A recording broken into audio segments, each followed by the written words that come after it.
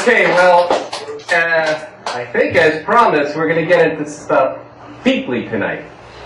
And I think all of our speakers have done that, and there have been some differences. And even though Chris had to leave, I think we can still, in the question and answer period, after Abdeen Jabara speaks, and I tell you a few things about where you are at Revolution Books, we can still have that discussion and talk about the things that were just raised by Joel, because I think this is really important at a time like this to get really deeply into the essence of the questions that are revealed by this atrocity.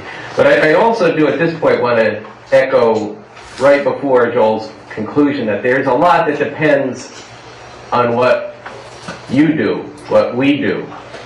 As I said earlier, there comes a point when you know something, you have a choice to either unknow it and ignore it and stand aside from what you know, or you can act on it. And I was talking with friends this morning, and we started talking a bit about Mario Savio, and I said, yeah, I want to say that quote. And I said, you know what, let me go get the exact words. And I did that.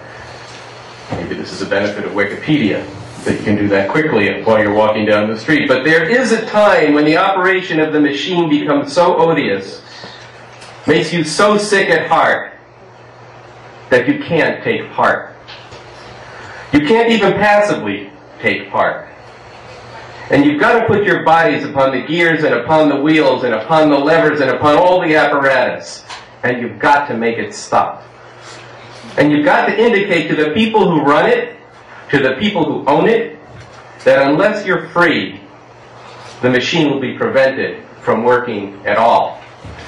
And so as we continue on tonight's discussion with Abdeen's presentation and then our Q&A, I think you need to have this in mind, because, as was pointed out, we've been through this. Not just January 2009, but in 1973, in 1967, and I think Abdeen will give you some other examples, and the Nakba itself. And the question is posed, how long will people tolerate something that they now can actually know about? And when will they act to put an end to it? So that's coming in our discussion.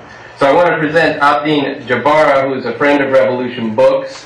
He's the past president of the American Arab Anti-Discrimination Committee. And I had the privilege of working with Abdeen on a commission called the Bush Crimes Commission, where Abdeen was one of 3 jurists, where we tried the Bush administration on a range of counts, including Katrina, including torture, and I just have to say the fortunate thing is that we accumulated a lot of evidence. The unfortunate thing is that most of those crimes are still continuing.